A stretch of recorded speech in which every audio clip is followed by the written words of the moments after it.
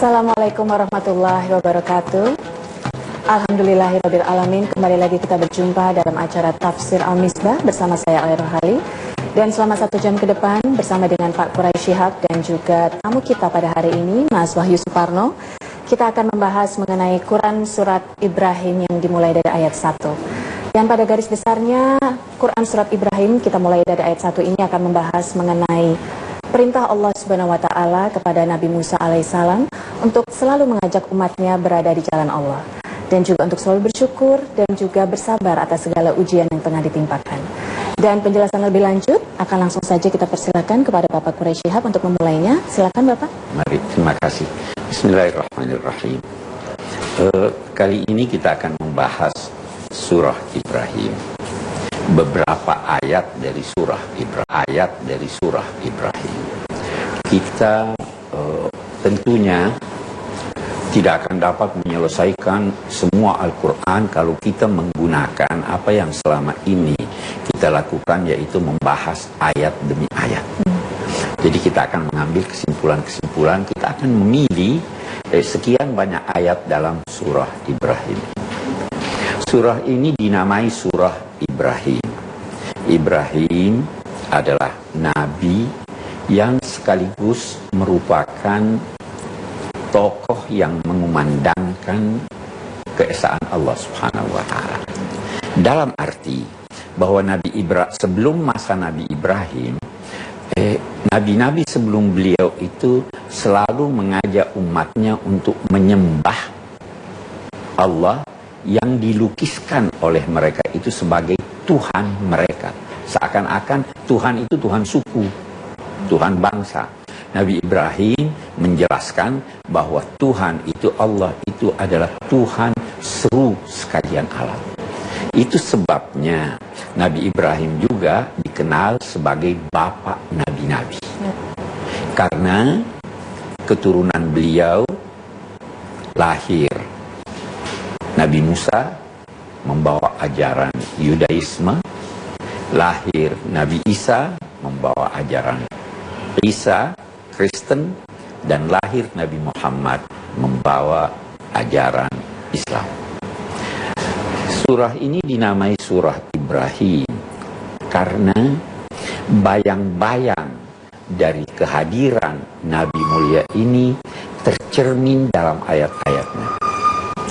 Ada di sini terasa tentang kesatuan dari agama-agama samawi. Di sini juga terasa bahwa ada nikmat besar yang dianugerahkan kepada umat manusia, yaitu kitab suci Al-Quran. Nikmat yang harus disyukuri oleh setiap umat. Baik, Nabi Ibrahim alaihissalam dikenal dengan Ibrahim yang artinya Abun Rahim, ayah yang sangat kasih. Ada juga yang memahami nama Ibrahim ini dalam arti Bapak yang maha tinggi, Bapak yang sangat agung dan memiliki sifat-sifat yang sangat agung. Baik, mari kita lihat firman Allah. Bismillahirrahmanirrahim. Alif Lam Ra, kitabun anzalnahu ilaika litukhrijan nasa minadh dhulumati ilan nur biizni rabbihim ila siratil azizil hamid. Al-Quran ini adalah suatu kitab yang kami turunkan kepadamu, wahai Nabi Muhammad, agar engkau mengeluarkan manusia dari aneka kegelapan menuju cahaya atas izin Tuhan mereka, menuju jalan lebar yang luas, yang diajarkan, digariskan oleh Tuhan yang maha perkasa, lagi maha terpuji. Mari kita lihat sedikit rincian. Al-Quran, kitab suci yang diturunkan Allah. Kata diturunkan itu memberi kesan bahwa ini berada di suatu tempat yang maha tinggi. Memang kita seringkali menunjuk sesuatu yang mulia itu dengan di atas. Allah pun kita katakan yang di atas. Yang di atas. Padahal Allah itu di mana-mana. Dia di atas, dia di bawah, dia di samping, dia di kiri, dia di kanan. Tapi untuk menunjukkan kemuliaannya. Dinyatakannya, kitab ini diturunkan kepadamu, wahai Nabi Muhammad, dan engkau bertugas menjelaskannya agar manusia itu keluar dari aneka kegelapan kepada cahaya. Saya ingin memberi gambaran lagi. Ayat ini menyatakan bahwa aneka kegelapan. Jadi berarti kegelapan itu banyak. Sedangkan cahaya itu dalam bentuk tunggal. Berarti cahaya itu cuma satu. Aneka kegelapan itu bisa kegelapan kebodohan. Bisa kegelapan syirik. Kegelapan itu bisa kegelapan keraguan. Kitab suci ini mengeluarkan manusia dari aneka kegelapan. Sumber kegelapan itu banyak. Bisa dari setan, bisa dari nafsu, bisa dari teman yang buruk. Kitab ini berfungsi mengeluarkan manusia dari aneka kegelapan. Sedang cahaya itu cuma satu, sumbernya hanya satu, dari Tuhan. Menarik kita lihat bahwa Al-Quran selalu mendahulukan kegelapan, baru dia sebut cahaya. Ini disebabkan karena kalau Anda telah berada pada cahaya, itu masih mungkin cahaya itu bertambah. Kalau Anda punya bohlam, katakanlah 40 watt, sudah terang ya, bisa bertambah, Anda tambah menjadi 60 watt. Nah, ketika bohlam itu menyala dalam kapasitas 60 watt, yang 40 watt dibanding dengan yang 60 sudah gelap. Kitab ini ingin bertujuan mengangkat manusia sampai mencapai puncak dari kemanusiaannya. Jadi kalau Anda sudah berilmu, masih bisa ditambah ilmu Anda sehingga bertambah cahaya Anda. Saya kira itu. Ya, baik Pak Quraish, kita akan lanjutkan lagi mengenai pembahasan dari Quran Surat Ibrahim ini. Tetap bersama kami di Tafsir Al-Misbah.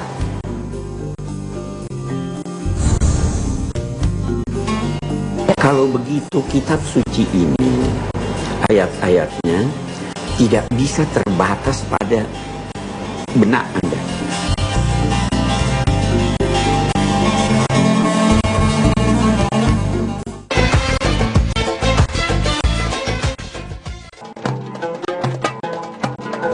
Assalamualaikum warahmatullahi wabarakatuh. Kita kembali lagi di Tafsir Al-Misbah. Dan tadi Bapak Quraish sudah sedikit memberikan penjelasan mengenai Quran Surat Ibrahim ayat 1, yang salah satunya mengetengahkan mengenai bahwa kegelapan itu beraneka ragam ya Pak Quraish ya, dan bahwa cahaya yang kita tuju setelah kegelapan itu hanyalah satu, yaitu cahaya yang diberikan atau ditunjukkan oleh Allah Subhanahu wa taala. Mungkin bisa lebih dilanjutkan lagi mengenai cahaya tersebut Pak Quraish. Ada hal yang menarik pada awal surah ini, bahwa Nabi Muhammad Sallallahu Alaihi Wasallam ditugaskan untuk mengeluarkan manusia dari kegelapan, aneka kegelapan kepada jelas. Kalau begitu kitab suci ini, ayat-ayatnya tidak bisa terbatas pada benak Anda. Harus ada gerak. Karena kalau saya berkata keluar, itu saya berada di ruangan ini, baru keluar. Kalau saya terus tinggal di sini, itu namanya tidak keluar. Jadi setelah seruan harus dilanjutkan. Harus dilanjutkan. Nah, keluarnya itu bukan ke tempat yang sempit. Tapi di sini dikatakan ila sirat. Sirat itu beda dengan sabil.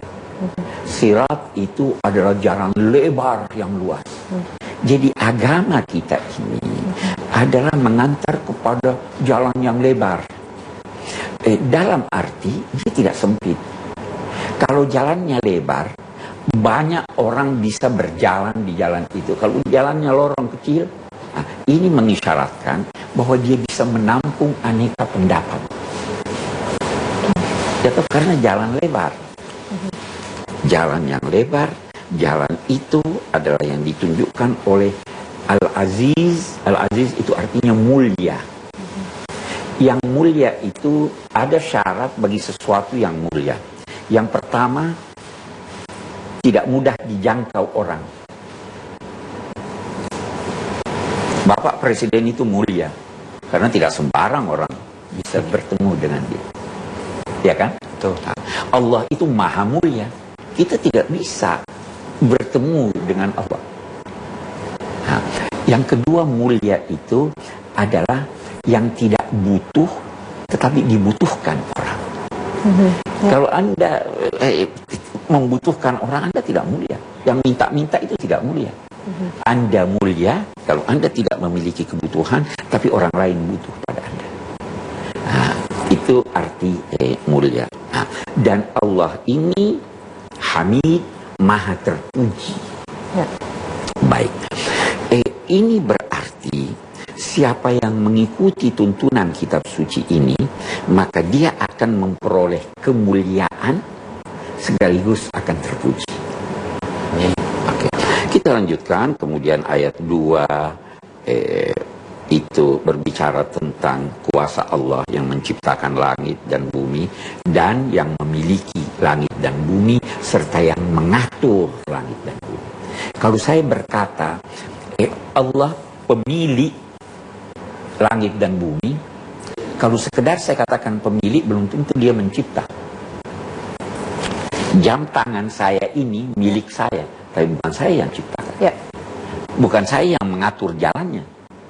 Allah adalah pencipta, pemilik, dan pengatur alam raya. Nah, lalu ayat 3 itu mengecam alladzina yastahibbuna al-hayata dunya 'alal akhirah. Mengecam orang-orang yang sangat mencintai kehidupan dunia tetapi mengorbankan akhiratnya. Jadi kita tidak dilarang, itu naluri manusia mencintai bumi, tetapi jangan sampai kecintaanmu kepada bumi dan hiasannya menjadikan engkau melupakan akhirat. Boleh senang dunia, kita semua begitu, senang akhirat, senang uang, senang emas, senang ini, tapi jangan akhirat diabaikan karena itu. Nah, orang-orang yang semacam itu, mereka itulah yang berada dalam kesesatan yang jauh. Baru dia jelaskan, wa ma arsalna mir rasulin illa bilisani qaumihi. Kami tidak pernah mengutus satu rasul, firman Allah, kecuali dengan lisan kaumnya. Lisan itu artinya lidah. Lidah itu bisa berarti bahasa. Bahasa. Tidak ada rasul yang kami utus kecuali menggunakan bahasa kaumnya. Ya. Bahasa itu bisa berarti bahasa lisan yang tersusun dari kata-kata.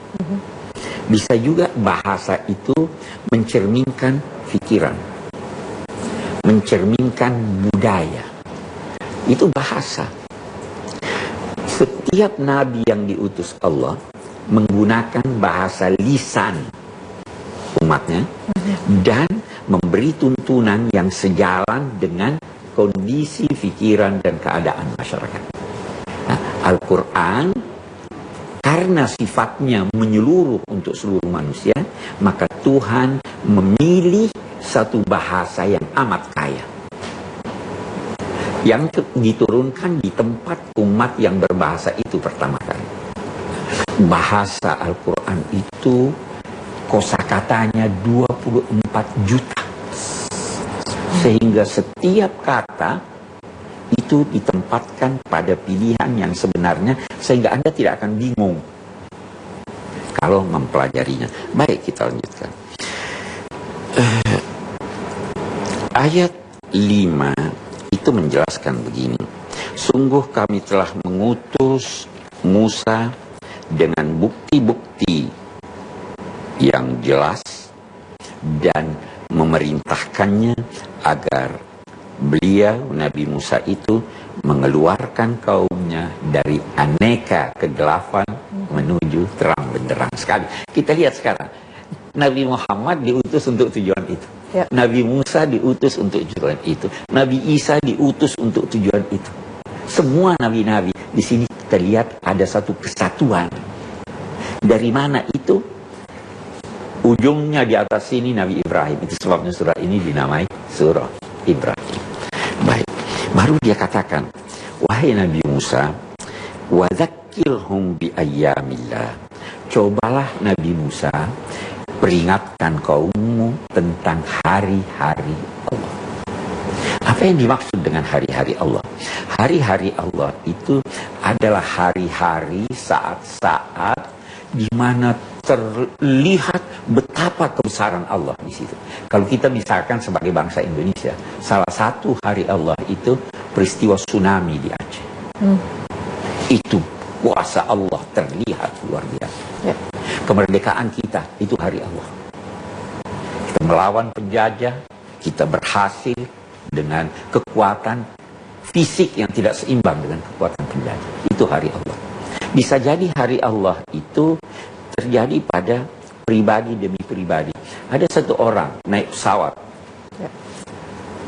jatuh pesawatnya, semua tewas. Ada satu yang selamat.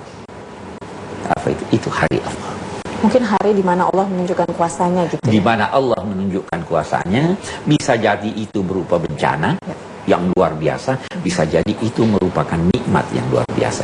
Nabi Musa diingatkan, dan ini peringatan untuk kita juga. Ingat itu hari-hari Allah, jangan lupa daratan, kira-kira seperti itu.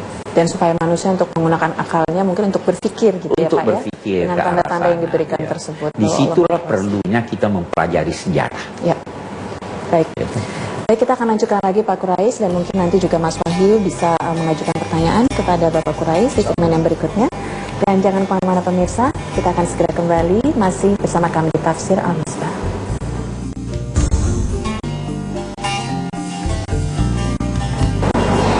Allah enggan memaksa manusia dalam hal beragama.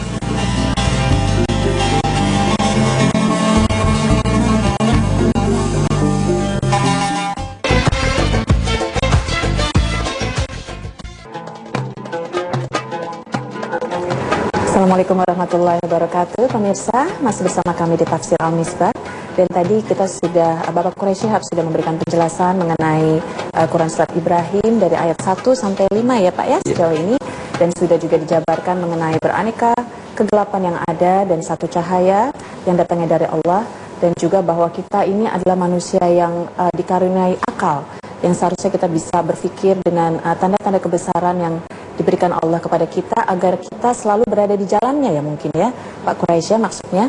Dan tadi Mas Wahyu juga sudah saya berikan kesempatan untuk bertanya di segmen ini, tapi ternyata pemirsa ingin bertanya terlebih dahulu ya. Mas Wahyu, boleh kita lihat terlebih dahulu video berikut ini Pak Quraish? Mari, silakan. Kita lihat bersama-sama. Assalamualaikum warahmatullahi wabarakatuh. Saya ingin bertanya, berdasarkan surat Ibrahim ayat 4, mengapa Allah sudah menentukan umatnya di jalan yang sesat, sedangkan dia ingin kembali di jalan yang benar? Terima kasih. Assalamualaikum warahmatullahi wabarakatuh. Baik Pak Quraish, jadi pertanyaannya mengenai ayat 4, mungkin yang dimaksud oleh penanya kita adalah, di sini dikatakan Allah menyesatkan siapa yang dia kehendaki dan memberikan petunjuk kepada siapa yang dikehendaki. Nah, maksud dari ayat ini apa? Apakah Allah menyesatkan kaumnya terlebih dahulu gitu? Untuk menjawab ini, saya ingin kita kembali ke ayat. Memang mungkin tadi saya tidak sempat menjelaskannya. Itu dikatakan kitab suci ini diturunkan Allah agar engkau, wahai Nabi Muhammad, berusaha untuk mengeluarkan manusia dari aneka kegelapan kepada cahaya yang terang benderang atas izin Tuhan. Izin Tuhan. Di ayat 1 ini ya Pak ya? Nah, izin Allah itu ada bermacam-macam. Salah satu di antaranya, izin itu adalah hukum-hukum yang ditetapkannya. Hukum alam itu izin Allah. Nah, Allah menganugerahi manusia akal. Allah enggan memaksa manusia dalam hal beragama. Ya. Jadi, dia katakan, siapa yang ingin percaya silahkan percaya, siapa yang tidak mau percaya silahkan tidak percaya. Dengan segala konsekuensinya ya Pak ya? Ya, itu. Nah, Allah memberi petunjuk siapa yang mau membuka hati. Jadi manusia harus terlebih dahulu membuka hatinya. Allah tidak memberi petunjuk dalam arti yang tidak mau dapat petunjuk, Allah tidak mau paksa dia. Jadi persoalannya kembali kepada setiap orang. Cahaya tidak akan masuk di satu ruang tertutup. Cahaya ilahi, hidayat tidak masuk kalau Anda tidak berusaha membuka hati Anda. Jadi Tuhan tidak paksa.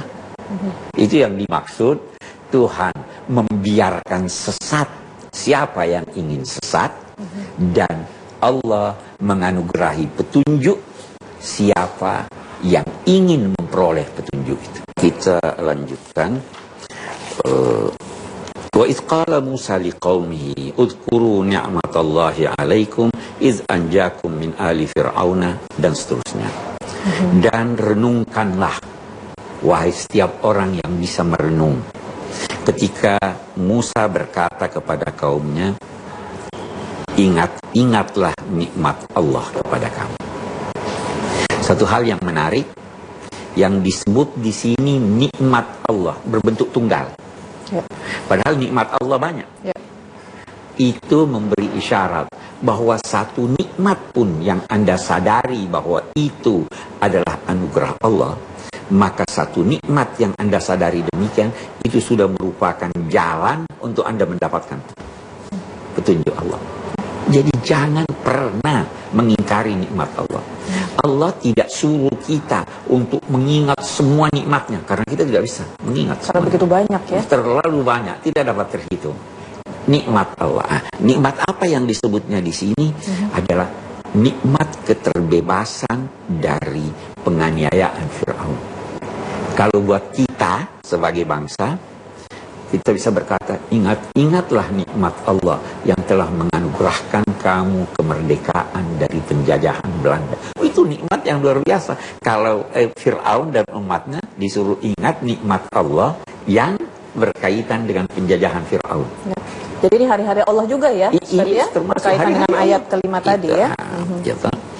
Maka disebutkanlah bagaimana kekejaman Fir'aun itu, antara lain di sini dikatakan mereka itu menyembelih anak-anak lelaki kamu dan membiarkan hidup perempuan-perempuan kamu. Itu membiarkan hidup bukan karena sayang pada mereka, tetapi justru untuk mempermalukan mereka, justru untuk menindas mereka. Itu adalah suatu ujian yang sangat berat dari Tuhan. Baru Allah menyebutkan di sini. Ingat juga lah, iz ta'azzana rabbukum la in syakartum la azidannakum. Ta'azzan. Ada azan. Azan itu suara, azan itu dari kata uzun. Uzun itu telinga. Telinga ini berfungsi mendengar. Semakin keras suara, semakin terdengar oleh Allah, oleh telinga, ya kan? Ta'azzana, ketika dikumandangkan dengan keras oleh Tuhanmu, apa itu yang dikumandangkannya? Kalau kamu bersyukur, pasti aku tambah nikmatku, dan kalau kamu kafir, sungguhnya siksaku amat pedih. Kita mau lihat ini, apa arti syukur? Syukur itu dalam bahasa maknanya yang pertama membuka. Membuka. Hakikatnya syukur itu menerima yang sedikit dan menganggapnya banyak. Memberi yang banyak tapi menganggap sedikit.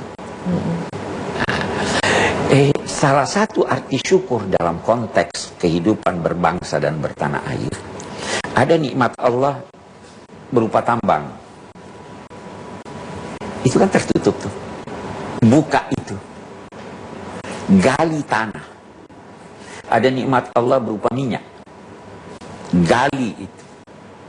Supaya ditambah lagi. Ada nikmat Allah di laut. Ikan-ikan, mutiara-mutiara. Gali itu. Cari itu. Nah, Allah berfirman, kalau kamu membuka itu, dalam arti kamu bersyukur, ku tambah nikmatku kepadamu. Nah, lalu kafir. Kafir itu apa artinya? Kata kafir itu berarti menutup. Kafir. Itu sebabnya orang kikir pun dinamai kafir. Kenapa? Saya punya uang di saku. Anda datang minta pada saya, Pak Bras, tolong bantu sedikit. Saya tutup uang saya nggak punya. Menutup ya. Kekufuran itu dalam bahasa Al-Quran berarti melakukan suatu kegiatan yang bertentangan dengan nilai agama. Agama memerintahkan Anda membantu orang lain. Kalau Anda tidak bantu, Anda kufur. Namanya kufur nikmat. Kalau kamu kufur, niscaya akan datang siksa Allah kepada kamu, dan sesungguhnya siksa Allah itu amat pedih.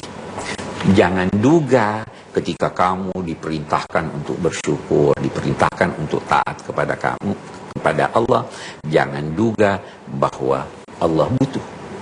Nabi Musa berfirman, "In takfuru antum wa man fil ardi jami'an fa innallaha la ghaniyyun hamid." Kalau kamu kafir, tidak percaya Allah, tidak mau menjalankan nilai-nilai yang diajarkan Allah, kamu atau semua yang berada di permukaan bumi ini itu tidak mengurangi sedikit pun dari kuasa Allah. Ya.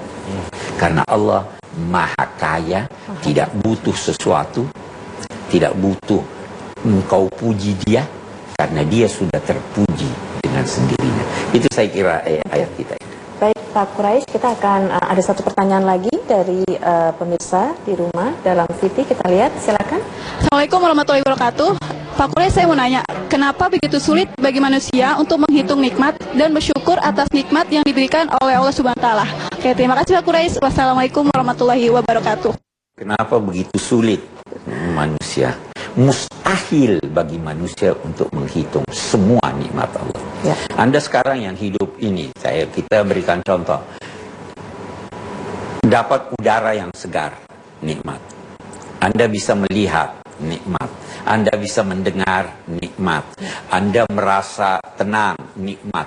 Terlalu banyak anugerah Allah. Anda diberi kekasih, nikmat. Dan Anda diberi anak, nikmat.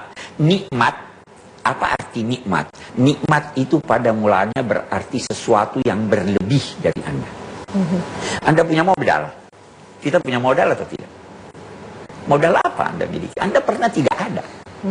Jadi ketika Anda wujud, itu kelebihan dari Anda atau tidak? Kelebihan yang Anda peroleh dari Tuhan atau tidak? Iya, pasti. Karena kita tidak pernah wujud.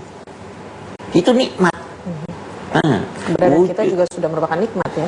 Jadi tidak mungkin. Wa in ta'uddu ni'matallahi la tuhsuha. Kalau kamu mau menghitung-hitung nikmat Allah, kamu tidak bisa hitung. Jadi kita disuruh ingat saja sebagian. Jadi tidak bisa kita mengingat nikmat Allah seluruhnya. Saya kira. Baik, kita akan lanjutkan lagi ya. Quraisy dan juga Mas Wahyu akan diberikan kesempatan untuk bertanya. Tetap bersama kami pemirsa di Tafsir Al-Misbah. Alhamdulillah, tahun 99 saya mualaf dari agama sebelumnya masuk ke agama Islam.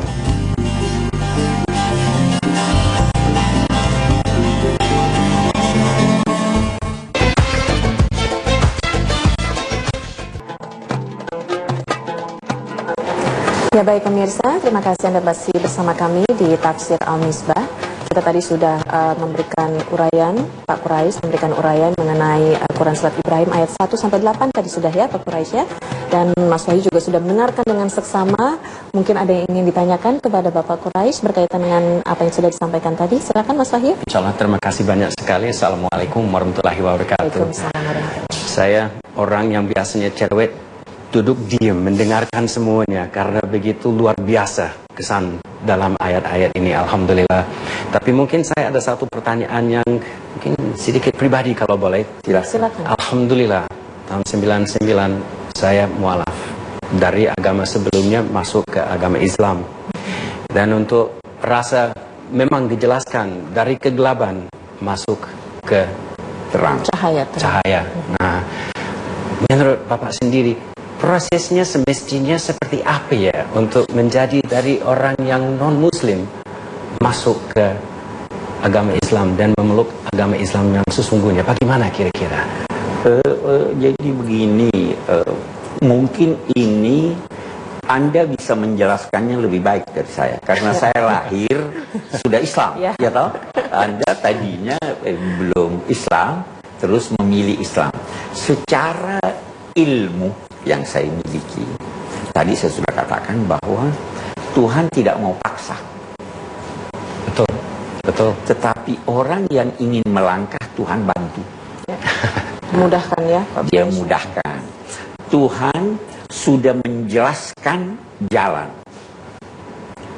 Ada orang yang pertama tidak tahu jalan itu. Kalau dia tidak tahu jalan itu, dia tidak berdosa. Tetapi kalau dia tahu jalan itu, dia sudah mengerti jalan itu, lantas tidak mau untuk melaksanakan. Lalu di situ, nah itu dia yang tanggung jawab. Kalau dia mau, Tuhan memudahkan jalan itu buat dia. Saya bisa beri contoh.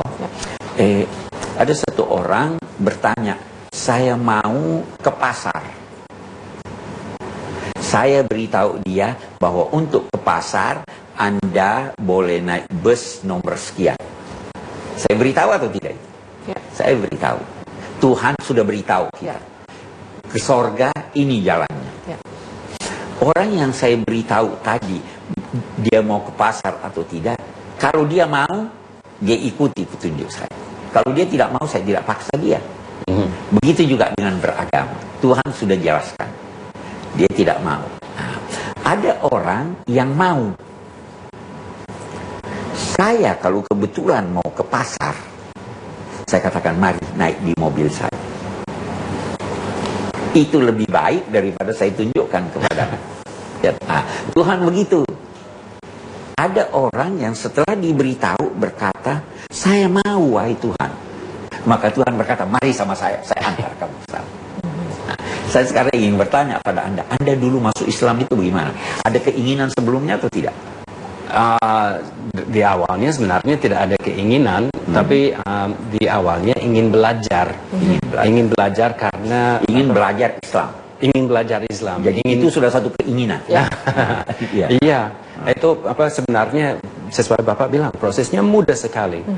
Tidak merasa ada yang berat atau yang meragukan, malah justru yang sering bikin saya bingung ketemu sama saudara yang mengatakan, loh kenapa pilih Islam? Itu peraturannya banyak sekali, berat sekali untuk menjalankannya. Malah justru terbalik. Kalau menjalankannya itu mempermudah segala urusan. Bagus. Menurut saya. Tapi bisa dikatakan nggak sih Pak Quraish bahwa kemudahan yang diberikan kepada Mas Wahyu ini sesuai seperti yang dinyatakan pada ayat 4 ini, bahwa Allah memberikan petunjuk kepada siapa yang dikehendaki. Petunjuk, betul. Itu satu. Ya. Nanti kita akan temukan lagi ayat lain yang menyatakan memberi petunjuk dalam arti memudahkan baginya untuk berjalan. Baik, ada lagi mungkin yang ingin disampaikan sedikit lagi? Pertanyaan banyak sekali. Silakan, kita masih ada waktu. Kira-kira bagaimana bisa menjelaskan kepada saudara-saudari kita yang malah justru membayangkan betapa sulit untuk menjalankan agama Islam? Karena menurut saya itu tidak sulit sama sekali. Malah justru kalau saya melihat hidup saya sebelum mualaf dan sesudah mualaf, dengan segala petunjuk yang saya menjalankan itu sangat mempermudahkan. Di mana mungkin yang dulu belum ada tujuan dalam hidup, sekarang alhamdulillah sudah punya tujuan di mana bisa berjasa kepada Allah Subhanahu wa taala dan berjasa kepada makhluk. Nah, bagaimana kita bisa menerangkan kepada saudara-saudari kita biar mereka juga bisa menikmati dan bersyukur ya atas nikmat yang Berikan kita penjelasan dapat. yang tepat ya, seperti apa ya? Satu hal dulu, prinsip ajaran agama Islam mempermudah. Allah dalam Al-Quran menyatakan Allah tidak menjadikan dalam petunjuk-petunjuk agamanya, agama Islam ini sesuatu yang menyulitkan kamu. Sehingga kalau Anda mengalami kesulitan dalam melaksanakannya, itu bisa dibatalkan Tuhan buat Anda dan diganti dengan yang lain. Saya akan beri Anda contoh. Puasa wajib. Tapi kalau Anda sakit, Dalam perjalanannya. bisa. Dalam perjalanan menyulitkan, cari waktu yang lain. Anda mau makan, makanan tidak ada kecuali yang terlarang. Sulit, boleh dilanggar. Jadi begitu Anda mendapatkan kesulitan, terbuka peluang yang sangat lebar untuk mendapatkan kemudahan. Memang ada perintah, katakanlah perintah salat berat. Dia tidak wajibkan Anda bangun tengah malam untuk salat. Yang salat yang wajib itu katakanlah jam sekarang kita ini 19.30 masih belum ngantuk gitu. Ya kan? Kalau Anda dalam perjalanan dan itu sulit, Anda boleh menggabung salat Anda. Jadi semua kemudahan. Salat sih berapa lama sih salat? Ya, paling 5 menit. Jadi kemudahan itu ada dalam ajaran. Ya, mudah-mudahan bisa mendapatkan pencerahan, Mas Fadli. Amin. Ya, Alhamdulillah. lalu kita masih akan ada satu segmen lagi, Pak Quraisy. Jadi Anda pemirsa tetaplah bersama kami. Tafsir Al-Misbah akan segera kembali setelah pesan berikut. Yang merugi, yang sesat itu yang mengorbankan akhiratnya untuk mencintai dunia.